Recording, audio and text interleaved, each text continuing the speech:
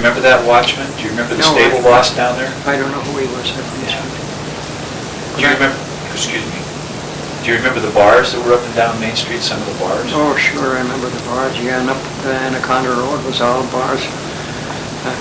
Black Jim Sullivan's bar was the first one up in the top, and when they come up from the mines up above them there, the Leonard and all, the Leonard was down real good. The Never Sweat, all the mines up there, the Anaconda. They'd come down and then they'd stop into the saloons and have a shot. A lot of them mines in them days, they didn't even have a dryer, you know, for the steward built a new dryer and put up that gallows frame right before we come to Butte, and put up a new fence all around the yard there. Yeah. Do you remember when you were in that countryside going between Walkerville and Woolman Street, you know, when you were a kid? Do you remember when the suffragettes came to town? An old woman named Maggie Hinchley. Do you remember her coming to town and giving speeches? No, I don't remember. Up in Centerville? No. Did you ever go into the Hibernian Hall in Centerville? I never did go in there, no. Okay. Didn't have no reason to go in there, so I didn't go there. The St. George's Hall was up there too, up above that, in the corner of Center Street in the upper corner. Did you ever go in there? No. It was a great big hall for the Masons, I guess, that owned it. Did you know people in Butte that you later saw in Ireland when you went back to Ireland? Oh, yeah. Who were some of the people that went from Butte back to Ireland? Well, Father Sarsfield O'Sullivan's uncle went back, Quinn Sullivan, and I used to meet him back in Ireland. And there was other ones who went back. A lot of them went back at that time.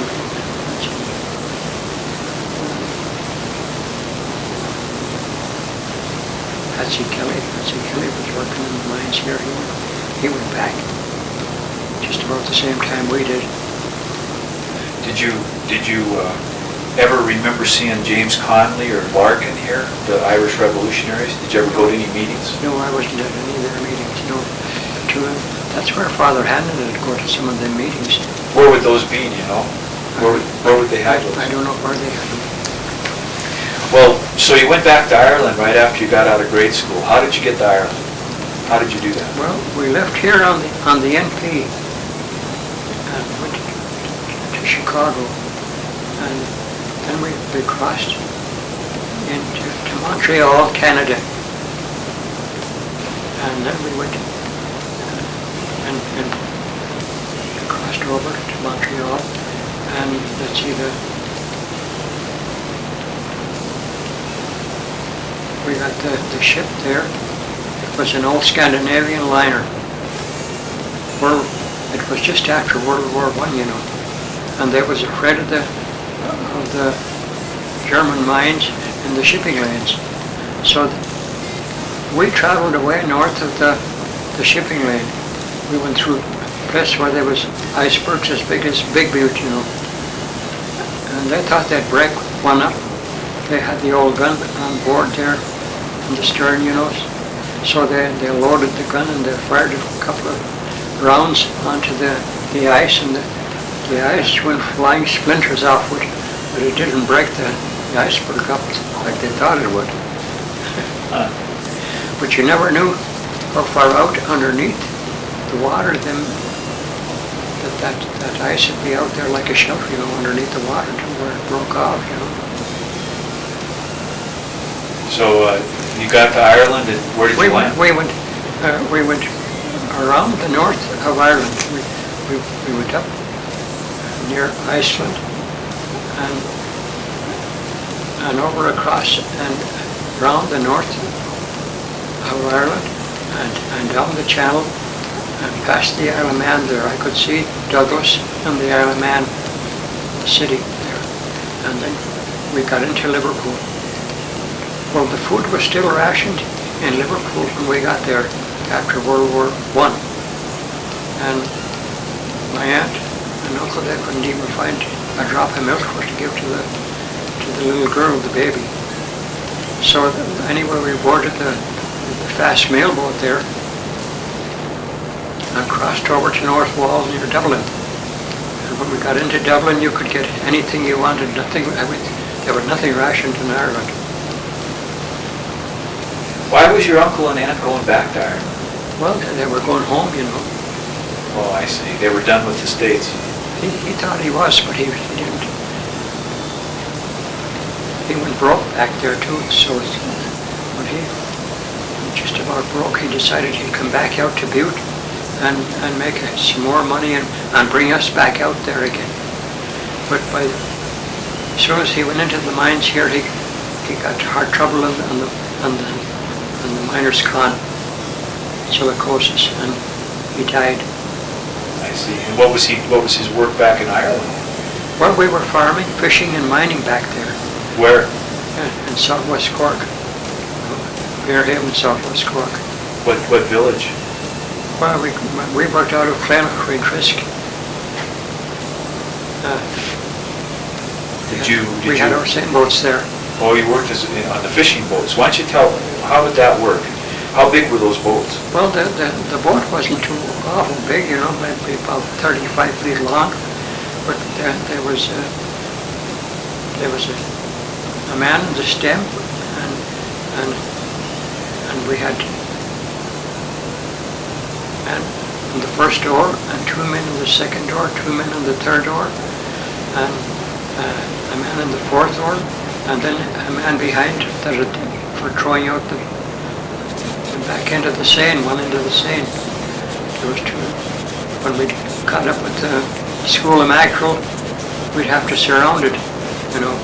We'd have to get ahead of it first, and that Mackeral could go like Dickens, you know. It was fast. We could pull too. We're pretty good oarsmen, and we'd pull ahead of that fish, and it wouldn't go out to sea. It'd travel along the shore there, you know. It had a regular course that it ran. It'd come down the Kerry shore and cross over, and then go head out west again along the shore on our side. And I don't know where out it went from there. But we had the Seine was as long as a football field, and you had to know how to stow that Seine so that it'd go out easy, you know. And the men were just throwing the net out, and throwing out the corks, and throwing out the leads. And then you'd bring back a load of fish and fill the boat up? We'd go around in a circle around the fish, and then you'd have to close that net and bring the 2 ends together, and then you'd have to work with the oars and a big weight to keep the fish from coming out, from getting away on you, you know. So they keep it in there. So then, if you had 5 boats of fish, they'd have to load one, and a couple of men, and they'd go in with and come out with more boats, you know. They'd shove down some boats, and they'd get a couple of thousand of fish into every boat, you know. How far would you have to go back into shore? How far? Well, it depended on where you caught the fish, you know. Was it miles? Sometimes you might be a couple of miles away, another time you might be right close. I see. How long did you do that? We done that for 3 months of the year, that Seine fishing. What months were those? They were in the fall of the year. And when it got to November, that light would go out of the water, and you wouldn't see the fish then. Before that, and if you just dropped a little rock into the water, it'd go down like a ball of fire down through the water. The sulfur, whatever was in the water. Yeah. So who owned the boat? We owned the Seine boat. But we rented the boat that followed. I see.